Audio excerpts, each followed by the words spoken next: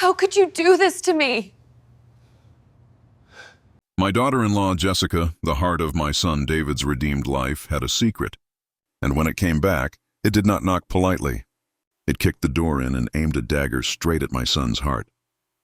It is a terrible thing to watch a man who has fought so hard to rebuild his world from the ashes of his own mistakes, only to see it threatened by the one person he believed to be his sanctuary. I was there in the aftermath, when the truth had finally been laid bare.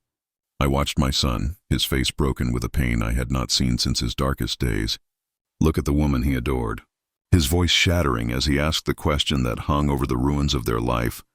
All these years, Jess, our whole life. Was it all built on a lie? The silence that answered him was more devastating than any confession. He stood in the wreckage of their beautiful living room, a single overturned photograph of their wedding day lying face down on the floor between them. And in that moment, I saw the true cost of a secret kept out of love. Mary's voice softens, becoming the familiar, warm narrator. Oh, my dears. Welcome back. This is a heavy memory to begin with, I know. Pour yourself something warm to drink. It does my heart good to know you are here to sit with me through the shadows as well as the light. As always, if you find meaning in our time together, please press that little like button and subscribe. And do let me know in the comments what city you are listening from. It makes our small world feel a little bit brighter. Now, let me take you back to the beginning, to the beautiful, peaceful season just before the storm broke. The months following Catherine's ordeal with her patient, Michael, were a time of unprecedented peace. The family, having united to face down the Vargas syndicate, was stronger, more honest. The last of the old ghosts had been exorcised. And at the center of this newfound tranquility were David and Jessica. Having faced his own past to save his sister, David had finally shed the last remnants of his old, greedy self. He was a good man, a happy man. And the source of that happiness, the anchor that kept his ship steady in any storm, was Jessica. She was the quiet engine of our family's joy. She never demanded the spotlight. She simply was. She was the scent of fresh coffee in the morning, the sound of easy laughter in the kitchen, the steady hand on a feverish grandchild's brow. She was loyalty, kindness, and stability made manifest. David, a man who knew all too well the chaos of a life built on lies, worshipped her for her honesty, for her simple, uncomplicated goodness. He believed he knew her completely. He believed she was his truth. We all did. I remember one particular Sunday afternoon, a few weeks before everything changed. We were all gathered in my garden. The air was warm, the roses were in full bloom. Benjamin was sketching, Catherine was laughing with Michael on the phone, and Samuel and Veronica were actually holding hands. David and Jessica were at the grill, moving together in the easy, unspoken rhythm of a couple who are truly one. He would flip the burgers. She would be right there with the platter. I watched them and thought to myself, this is it. This is the peace I have fought for my entire life. This is what will last, how fragile our peace is, how foolish we are to ever believe it is permanent. The storm arrived on a Tuesday. It was a day like any other. David was working from his home office. Jessica was humming as she arranged flowers in the hall. The doorbell rang. She opened it, expecting a delivery. But it was not a delivery man, it was a stranger. He was thin, with tired, haunted eyes and a worn-out look that spoke of long, hard miles. He looked out of place in our quiet, manicured neighborhood. He looked like trouble. David, hearing the silence at the door, came into the hall. "Jess, who is it?" Jessica did not answer. She was frozen, her hand still on the doorknob, her face completely drained of color. The warm, serene woman my son loved was gone, and in her place was a terrified stranger. The man at the door looked past her and saw David. His eyes, full of a desperate hope, were fixed on Jessica. "Sarah?" he said, his voice a rough, pleading whisper. "Is that you? It's me. It's your brother." The name Sarah hung in the air. David looked from the man to his wife, a confused frown on his face. "I'm sorry," David said, stepping forward protectively. "I think you have the wrong house." "No," the man insisted, his eyes never leaving Jessica's face. "There's no mistake. I've been looking for you for 20 years, Sarah. Mom's sick. I need your help." Jessica finally moved. She tried to slam the door, a sudden, violent motion so unlike her. But the man put his hand out, stopping it. "Please," he begged. "Don't. Just hear me out. Jessica, what is this? Who is this man? David demanded, his voice sharp with alarm. He had never seen his wife like this. The fear coming off her was a cold, alien thing. She turned to look at her husband, and the face she showed him was one of utter anguish, of a life coming undone. The secret she had carried for 2 decades, the secret that was the foundation of her entire existence, was now standing on her doorstep. And she knew in that heart-stopping moment that the life she had built was over. Her voice, when she spoke, was a choked, broken sound, the sound of a carefully constructed world shattering into a million pieces. David, she whispered, her eyes pleading for an understanding she knew she did not deserve. We need to let him in. He's telling the truth. She took a ragged breath, the lies she had lived for so long finally catching in her throat. This is my brother. My real name, isn't Jessica. The silence that followed Jessica's confession was not empty.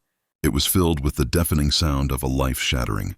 David stared at the woman he had called his wife for 2 decades, his anchor, his truth. Her face was a landscape of terror he had never seen before. The stranger in the doorway, the man he had been ready to dismiss, now held a terrifying legitimacy. He was not an intruder. He was a ghost from a life David never knew existed. My son, the redeemed David, did not rage. The old David would have shouted, would have thrown things, his anger a wildfire. This new David was scarier. He was perfectly still, his face a mask of profound, quiet shock, the kind that comes after a blow you never saw coming. He finally moved, stepping back from the door and gesturing the man inside with a stiff, unnatural motion. Come in, he said, his voice hollow. Close the door. The 3 of them stood in the beautiful sunlit hall that Jessica had so lovingly decorated. It had always been a welcoming space. Now it felt like a cage. The brother, he looked worn and tired, not menacing, shifted on his feet, his eyes darting from Jessica's panicked face to David's frozen one. I'm Danny, he said, his voice rough. I'm sorry to just show up like this. David ignored him. His eyes were fixed on his wife. Sarah? He asked, the name tasting like a foreign word on his tongue. Your name is Sarah? She could only nod, tears finally spilling down her cheeks. Who are you? He asked, and the question was not about her name. It was about everything. It was the question of a man who had woken up from a 20-year dream to find himself married to a stranger. And so, the story came out. Not all at once, but in broken, painful fragments relayed to me later by a son whose world had been tilted off its axis. They sat in the formal living room, a room reserved for holidays and celebrations, and Jessica, or Sarah, finally confessed the truth of the life she had run from. She was Sarah Jensen. She had grown up in a cramped, failing house on the other side of the country, a place where the air was thick with the smell of cheap beer and quiet desperation. Her father was a ghost who had drifted away when she was young. Her mother was a good woman, but a weak one, worn down by a life of disappointment. And her older brother, Danny, was a whirlwind of charming, reckless chaos. He was always chasing a get-rich-quick scheme, always falling in with the wrong crowd, always one step ahead of trouble. Sarah was the responsible one. She was the one who worked after school to pay the bills, the one who made sure there was food on the table, the one who tried to keep her brother on the straight and narrow. But his troubles kept getting bigger. His debts grew, and the men he owed them to were not the forgiving kind. The breaking point, she confessed, came on her 20th birthday. Danny, in a panic to pay off a loan shark, had been the getaway driver in a robbery that had gone horribly wrong. Someone had been badly hurt. The police were looking for the car, and Danny, in his terror, had come home, begging her to hide him, to lie for him. That night, looking at her brother's panicked face and seeing the abyss of violence and crime that was about to swallow their family whole, she had made a choice. She could not save him. She could only save herself. She packed a single bag, took the $200 she had saved, and walked out the door while he slept. She took a bus to a city where she knew no one, and she killed Sarah Jensen. She got a new birth certificate, a new social security number, a new name, Jessica. Jessica was everything Sarah was not. She had no past, no chaotic brother, no worn-out mother. Jessica was clean. She was quiet. She was safe. I loved you, she sobbed, looking at my son's stone-like face. When I met you, you were so real. Your family was so big and loud and complicated, but it was strong. I wanted that more than anything. But I was terrified. How could I tell a man like you, a man from a family like this, that I was Sarah Jensen from a broken-down house with a brother on the run from the law? How could I bring my poison into your life? So I stayed Jessica. It wasn't a lie to hurt you, David. It was a lie to protect us. To protect this life. Danny, the brother, then told his part of the story. He had been caught. He had served time in prison. He had been out for years trying to get his life straight. He had honored his sister's disappearance, assuming she wanted to be left alone. But now there was a new crisis. Their mother was sick, a failing heart. She needed a surgery, an expensive one not covered by any insurance, and then round-the-clock care. He was broke.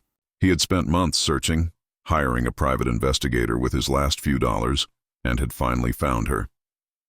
He wasn't there to threaten her. He was there as a supplicant, a beggar on behalf of the mother she had left behind. The past had not just returned with its memories. It had returned with its hands out, asking for money, asking for help, threatening to drag the pristine life of Jessica Davies back into the messy, desperate world of Sarah Jensen. David sat through it all, his face unreadable. He had listened to the story of a stranger. He had listened to the desperate plea of her criminal brother. He had learned that the woman who had helped him heal from his own lies had done so while living a much bigger one. When the stories were finished, the room fell into a heavy silence. Jessica and Danny both looked at him, waiting for a verdict. For rage, for forgiveness, for something. David rose to his feet. He did not look at Danny. He looked at the woman he had loved for 20 years, and his voice was devoid of all emotion. It was a flat, dead thing. I came from a family of secrets, he said. I spent years running from them and years trying to make amends for them. I thought with you I had finally found a place with no secrets. A place that was true. He walked towards the door. David, please, Jessica begged, standing up. Say something. Yell at me. Anything. He stopped at the door but did not turn around. I have to go, he said, his voice barely a whisper. I have to think. I don't know who you are. And then he opened the door and walked out, closing it softly behind him. He left her standing in the beautiful home built on a foundation of lies, alone with the brother who represented the past she could no longer escape. My son, who had survived so many wars, had just walked away from the one battlefield he never imagined he would have to face, his own marriage. And I did not know if he would ever have the strength to come back. A door closing softly can be louder than a cannon blast. In that moment, it was the sound of a world ending, and we all held our breath to see what, if anything, would rise from the ashes. Inside the house, Jessica, Sarah, stood frozen in the hall, listening to the sound of my son's car pulling away. The silence he left behind was a crushing weight. Her past, in the form of her brother Danny, was standing awkwardly in her living room, and her future had just walked out the door. After 20 years of meticulous peace, she was back where she had started, trapped in a room with her brother and the trouble he had brought with him. Danny had the decency to look ashamed. I'm sorry, Sarah, he said, the name still alien in that house. I never meant to do this. I just didn't know what else to do. Mom keeps asking for you. She finally looked at him, and her eyes were not the soft, forgiving eyes of Jessica, the wife and mother. They were the hard, tired eyes of Sarah Jensen, the survivor. What do you want from me, Danny? She asked, her voice flat. The money for the surgery, he said, his gaze dropping to the floor. It's a lot. I wouldn't ask if there was any other way. For 20 years, she had run from this. From the chaos, the desperation, the pull of a family that only seemed to know how to drown. And here it was, the same story, the same need. She had built a fortress of peace, and now her past was at the gates, asking to be let in. While she faced her ghost, my son was driving blindly, his hands gripping the steering wheel. He did not go to a bar. He did not call his friends. He did what a Davies child does when their world collapses. He came home. He came to me. He walked into my kitchen looking like a man who had aged a decade in a single afternoon.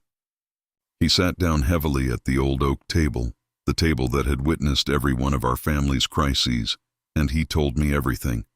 He spoke in a low, broken monotone, his pain so deep it was beyond anger. Her whole life is a lie, Mama, he finished, burying his face in his hands.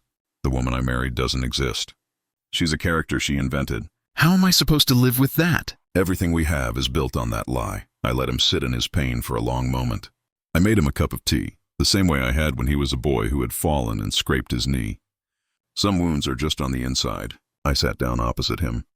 I am not going to tell you that your pain is not real, I began, my voice soft. It is real, and your sense of betrayal is justified. You built your life on the rock of her honesty, and you have just discovered it was sand. He looked up, his eyes raw. So you agree? It's over? No, I said firmly. I did not say that. I want you to think, David. Not about the lie, but about the reason for it. Think about the girl she must have been. A 20-year-old, terrified with no one to protect her, running for her very life. She did not just change her name. She shed a skin. She amputated her own past because it was killing her. The woman you married, Jessica, was not a lie. She was a promise that scared girl made to herself to be safe, to be good, to build a life of peace. I reached across the table and placed my hand on his. You, of all people, should understand the desire to be a different person. You have fought to kill the greedy, selfish man you once were. Is the man you are today a lie, or is he the person you truly choose to be? He had no answer. I knew the words were a small comfort against the gaping wound in his heart, but the seed of a different perspective had been planted. I had not excused her lie, but I had given her a story, a context. I had turned her from a simple liar into a desperate survivor. Back at his house, Jessica was making her own choice. She walked to the small desk in her study and wrote a check. She then went to her car and returned with a bank book. She signed a withdrawal slip. She placed the check and the slip on the coffee table in front of her brother. This is my personal savings, she said, her voice devoid of emotion. It is every penny I had in the world before I married David. It should be enough for the surgery and for Mom's initial care. After that, you are on your own. Danny stared at the check, stunned. Sarah, I can't take all of it. You must, she said, her voice hard with a finality that was absolute. This pays my debt. This is me buying my mother's life, and it is the last thing Sarah Jensen will ever do. Now you need to go, and you can never come back here. She was amputating her past one more time, but this time it was with a surgeon's cold precision. Late that night, David returned home. The house was dark and silent. Danny was gone. Jessica was sitting in the living room in the dark, a lone silhouette against the window. She did not turn as he entered. He saw the papers on the coffee table. The check. The withdrawal slip from her savings account, showing a balance of 0. He understood immediately what had happened. She had chosen. She had paid the price. The immediate crisis was over. The brother was gone. But the lie remained, shimmering in the air between them. Her secret was no longer just a story about the past. It was an action she had taken today, a choice she had made without him. He had left a woman who had lied to him, and he had returned to a woman who had just given away her life savings to the family he never knew she had. He stood in the doorway, looking at the woman he loved, the stranger he had married. The question was no longer, who are you?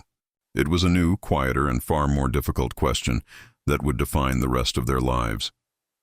He did not ask it aloud, but I could hear it from my own home, a silent scream across the city. What now? After the lie, after the secret, after all of it? What is left of us? The question hung in the silence of that beautiful, broken home, a question of survival.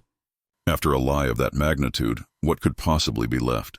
The answer I have learned is always the same, a choice. David stood in the doorway for what felt like an eternity, the darkness outside at his back, the darkness of his wife's secret before him. Jessica did not move, did not offer excuses. She simply sat, a silhouette of a woman waiting for her sentence. You gave him the money, David said. It was not a question, but a statement. His voice was flat, devoid of the anger she had expected, which was somehow much worse. It was my money, she answered softly, her voice barely a whisper. From my life before you. It was Sarah Jensen's debt to pay. I didn't want her problems to become your problems. A bitter, humorless laugh escaped David's lips. Her problems are my problems, Jessica. Or Sarah, or whoever you are. Don't you see that? The moment you said I do, her life became my life. And you let me marry a ghost. He didn't stay to fight. He simply walked up the stairs and she heard the quiet, final click of the guest room door closing. It was a sound more devastating than 1,000 angry shouts. The days that followed were a quiet, courteous hell.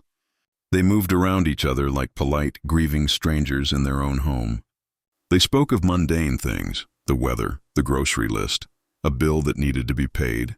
But the great unspoken truth of her identity and his pain was a chasm between them. The easy laughter, the casual touches, the shared glances that had been the foundation of their marriage, all of it was gone. David's anchor was gone, and their marriage was adrift on a silent, icy sea.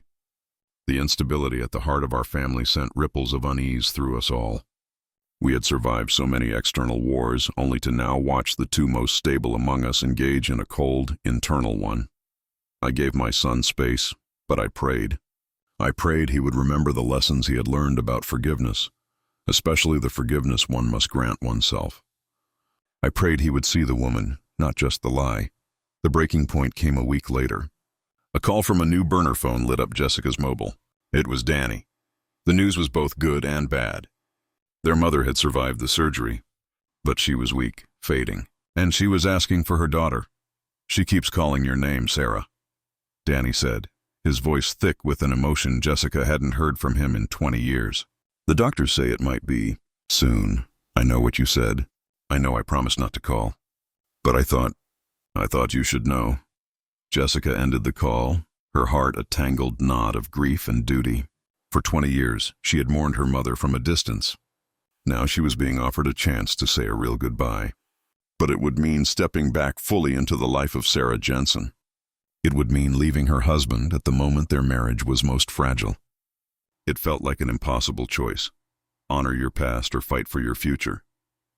That evening, with a courage I did not know she possessed, she chose to do both. She found David in his study, staring out the window. She told him about the phone call. She told him her mother was dying. "I have to go," she said, her voice quiet but firm. "I know the timing is terrible, and I know you may not be here when I get back. I understand that, but I cannot let her die alone, believing her daughter didn't love her. It's the last thing I have to do as Sarah. Then, whatever happens, she'll be gone for good." She was giving him an out. She was showing him the ultimate honesty, even if it cost her everything. David was silent for a long time, his back still to her. She could see his reflection in the dark glass, his face a mask of conflict. This was the test. Was his love only for the perfect, uncomplicated Jessica? Or could it stretch to encompass the messy, difficult, but true Sarah? He finally turned around and his eyes were filled with a deep, soul-weary sadness, but the coldness was gone. "My father," he said, his voice rough, "was a man who kept secrets to protect his pride. I spent half my life being angry at him for it. What you did, you kept your secret to protect a life you had built, a life you thought was too beautiful to spoil with an ugly truth." He took a step towards her.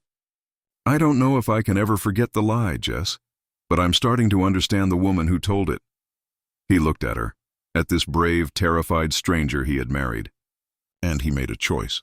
He chose not to be his father. He chose not to be the old David.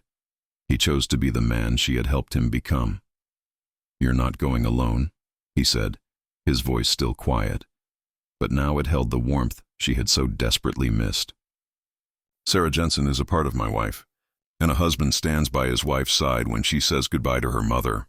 Pack your bag. We're going." Mary's voice shifts, becoming warm and reflective, and so they went. It was not an easy trip. It was a journey into a past filled with ghosts and sorrows. Jessica, with David by her side, held her mother's hand and said her goodbyes, finally making peace with the girl she had been. They returned home not healed, but healing. The perfect, flawless foundation of their marriage was gone forever, shattered by the truth. But in its place, they began to build something new. Something messier, more complicated, but infinitely stronger. Because it was built not on a beautiful lie, but on the whole, difficult and resilient truth. The strongest love, I have learned, is not the one that is never tested, but the one that is shattered and lovingly, painstakingly put back together again. Thank you for staying with me through this story of the heart. Secrets are a heavy burden, but sometimes the truth is even heavier. What did you think of David's final choice? As one chapter closes, another waits to be opened. Perhaps it is time we spoke of Eleanor, my daughter who craved order, or of my envious son, Samuel. Their stories are also waiting in the wings. Let me know in the comments whose story you would like to hear next. Until then, be kind to one another and be brave enough to love the whole truth of a person, not just the parts that are easy. I watched my daughter, Eleanor, try to control her child's life with the meticulous, desperate precision of a master architect building a perfect fortress around a single, precious jewel. She planned every detail, laid every stone, and guarded every entrance. But she forgot that a jewel is not alive. A child is, and a child's heart has a will of its own. I watched her build that beautiful, suffocating fortress until her daughter, my granddaughter Emily, finally ran away with nothing but a song in her heart and an old guitar in her hand.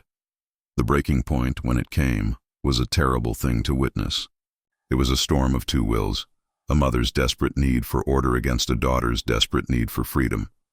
I can still hear Eleanor's voice, trembling with a fury born of pure terror, as she stood in the doorway, blocking her daughter's path.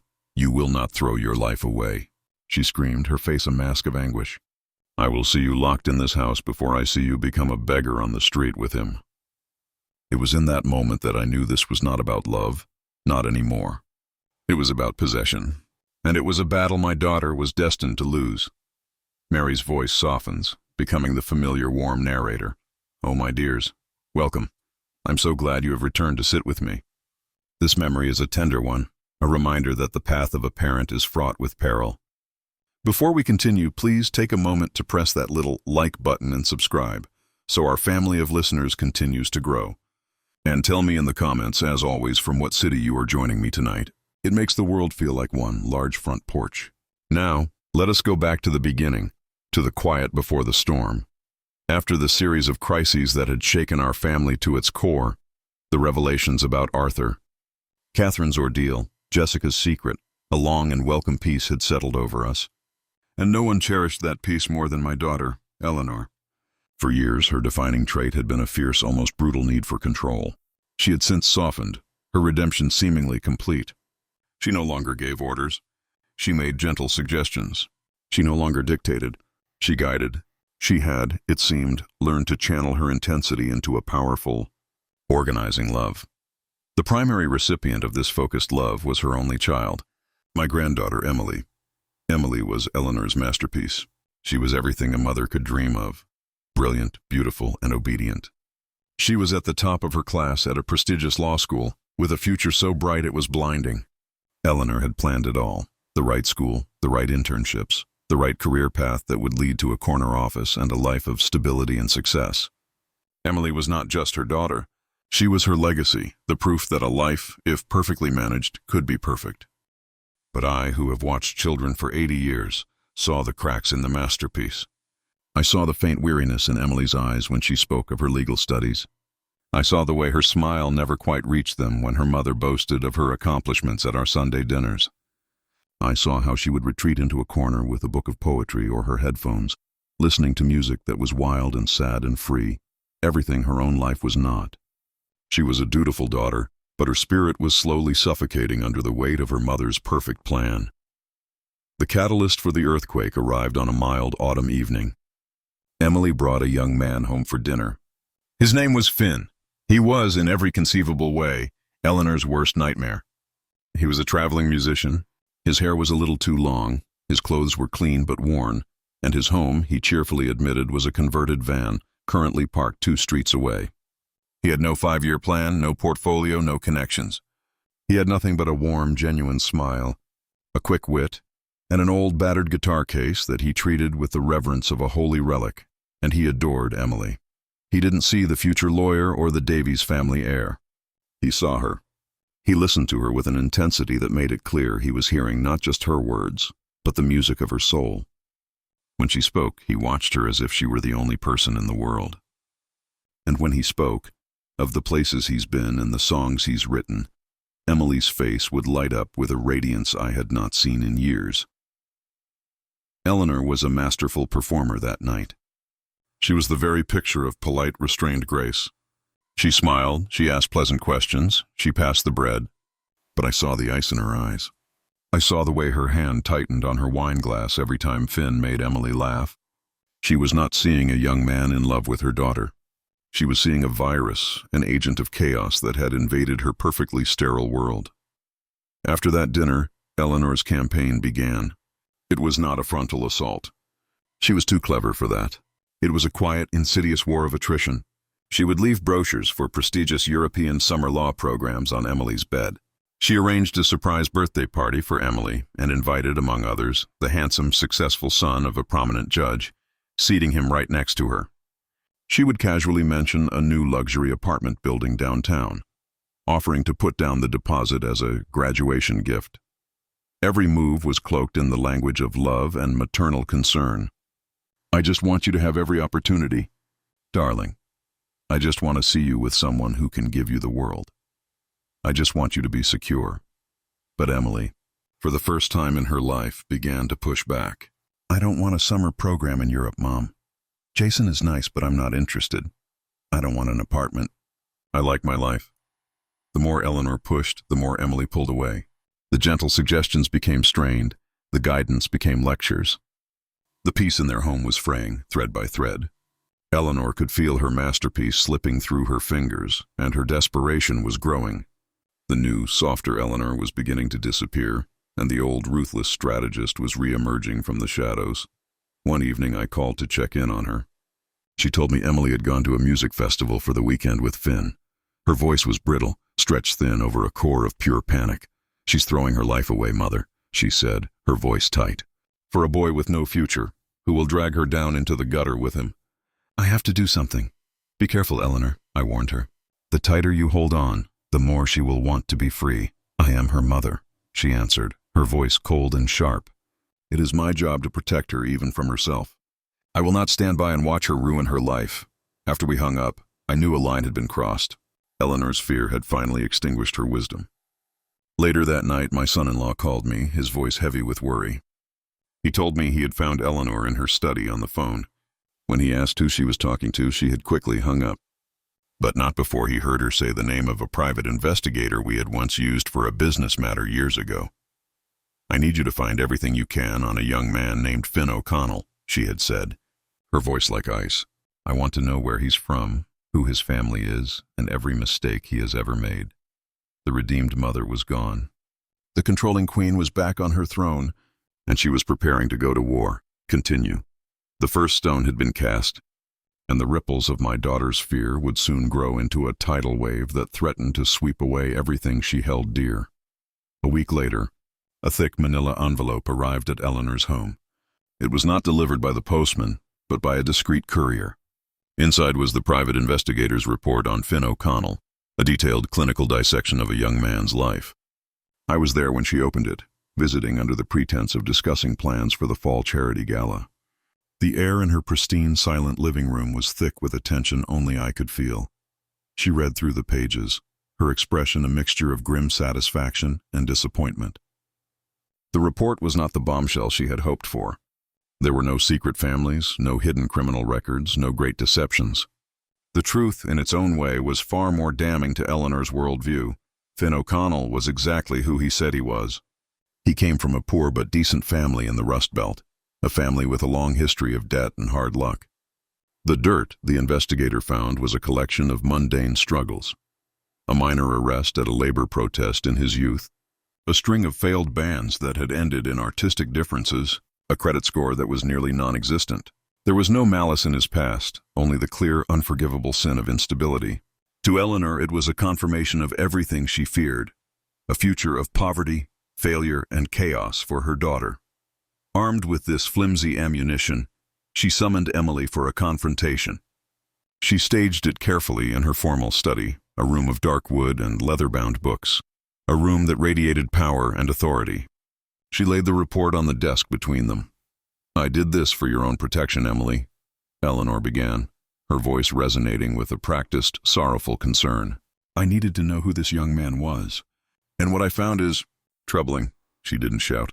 She didn't accuse. She surgically dismantled Finn's life, twisting his experiences into a narrative of failure. His family's poverty became a genetic predisposition to financial ruin. His youthful protest arrest was a clear disregard for law and order. His series of bans was a documented pattern of being unable to commit or succeed. "He is not a bad person, my love," she concluded, reaching for her daughter's hand. "He is simply lost. He is chaos, and he will drag you down into it with him. I cannot, as your mother, allow that to happen." She expected tears. She expected compliance. She expected the dutiful daughter she had raised to finally see the logic of her position. Instead, she was met with a cold, quiet fury. Emily pulled her hand away. "You had him investigated?" she asked, her voice dangerously calm. "You paid a stranger to dig through his life, to dig through his family's private struggles." "I did it to protect you," Eleanor insisted. "No," Emily said, standing up, her eyes blazing with a fire her mother had never seen. "You did it to control me. You took a good, kind man's life, a life that has been harder than you can possibly imagine, and you twisted it into something ugly to fit your narrative. His family didn't fail, Mom. They struggled. They are proud people. He wasn't arrested for being a criminal. He was arrested for standing up for people who had lost their jobs. And his bands didn't fail. He made music. He created things. That's more than can be said for most of the boring, privileged boys you keep trying to set me up with." She picked up the report and tore it in half, letting the pieces fall onto the expensive Persian rug. "This is pathetic, and it's beneath you." With that, she turned and walked out of the room, leaving Eleanor sitting in stunned silence. Her first attack a complete and utter failure. Humiliated and enraged, Eleanor fell back on the one weapon she had left, the one she believed to be invincible: money. If she could not persuade her daughter, she would simply buy the problem away. She found out from a friend of Emily's where Finn's band was playing a small gig. She went there, to a dimly lit, crowded bar that was the antithesis of her entire existence. She waited until his set was over and approached him. She was polite, direct, and utterly ruthless. She offered him a check. I later learned the amount was $1 million. "I know you care for Emily," she said, her voice cool and businesslike. "But you and I both know you cannot give her the life she is accustomed to, the life she deserves. This money can change your life, Finn. You can build a recording studio, buy a home, never worry about money again. All I ask is that you walk away. Tell her it's not working out. Disappear from her life. It is the most loving thing you could possibly do for her." She expected him to be tempted. She expected a negotiation. What she did not expect was for him to look at the check, then look at her and laugh. It was not a happy laugh. It was a sad, pitying sound. "You really don't know your daughter at all, do you?" he said, shaking his head. "Emily doesn't want a fortune. She wants a life. She wants to be happy. And the things that make her happy, music, poetry, freedom, you can't buy them. They don't have a price." He pushed the check back across the table. "Thanks for the offer, Eleanor. But I'm already the richest man in the world. I have her." He stood up and walked away, leaving my daughter sitting alone in a cheap, noisy bar, her most powerful weapon rendered completely useless. She had offered a king's ransom, and he had chosen the girl. That was the final blow. Her failure was total. She had been outmaneuvered, her logic defeated, her money refused. When she returned home that night, the veneer of the redeemed, gentle mother was gone completely. All that was left was the raw, primal terror of a queen who had lost control of her kingdom. Emily was in the hall, packing a backpack, an old guitar case at her feet. She was ready. The final confrontation was a storm of bitter, painful words. It was then that Eleanor, backed into a corner, reverted to the tyrant she had once been, screaming the terrible, unforgivable words I had overheard in my memory. "I will see you locked in this house before I see you become a beggar on the street with him." I had arrived at that moment, hoping to mediate, to soothe the raging fire. But it was too late. I saw the look on Emily's face. It was not the face of a rebellious child anymore.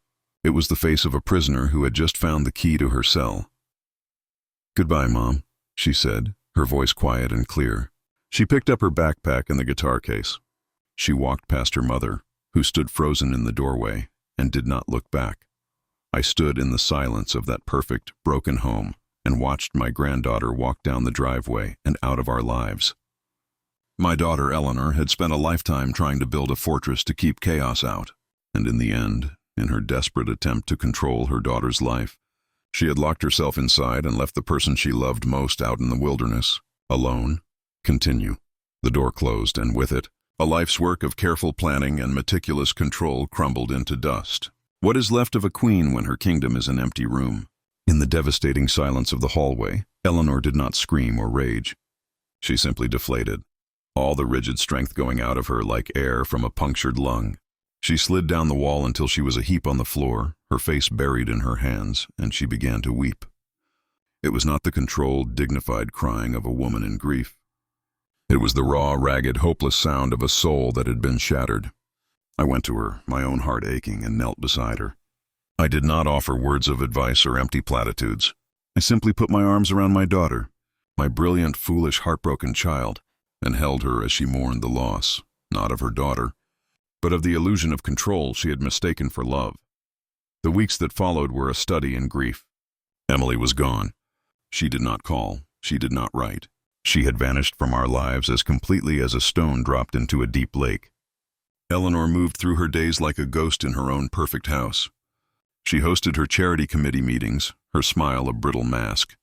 She arranged flowers in their vases, her movements automatic. But the light in her eyes was gone. She had spent her entire life building a fortress against chaos, and now the chaos was inside her, a hollow emptiness where her purpose used to be. The family tried to rally around her. David, who knew what it was to hit bottom, tried to talk to her, but she was unreachable, locked inside the prison of her own making. After a month of this agonizing silence, Eleanor could bear it no longer. She did the only thing a woman like her knows how to do when faced with a problem. She took action. She hired the private investigator again, not to find fault, not to build a case, but with a single desperate instruction: find her. I just need to know that she is safe. The report arrived a week later, not in a manila envelope, but as a digital file. It contained no text, only a series of photographs taken from a distance. That evening, Eleanor called me and asked me to come over. She was sitting in her dark study, the laptop open on the desk. "Look," she said, her voice a dead whisper. I looked. The first photo showed Emily and Finn on a cobblestone street in some small, sunny town. They were playing music, their open guitar case on the ground before them, sprinkled with a few dollars and coins. Finn was playing his guitar, and Emily was singing, her head thrown back, her face filled with a joy so pure and unrestrained that it took my breath away. Another photo showed them sharing a pizza on the hood of their beat-up van, laughing. Another showed them asleep in the back of that van, parked by a lake at sunset, Emily's head resting on his shoulder. In every single photograph, my granddaughter was dressed in worn jeans and simple t-shirts. She was thinner than I had ever seen her. By every metric her mother had ever valued, wealth, security, prestige, she was an abject failure. And yet, in every single photograph, she looked radiantly, breathtakingly happy. She looked free. This was the blow that finally broke through Eleanor's pride. It was one thing to imagine her daughter suffering, to picture her cold and hungry, regretting her decision. It would have validated Eleanor's fears. But to see her thriving, to see her joyful in a life of complete instability and poverty, was an irrefutable testament to how deeply unhappy she must have been in the perfect life her mother had built for her. Eleanor finally understood. Her meticulously planned future for Emily had never been about Emily's happiness. It had been about her own.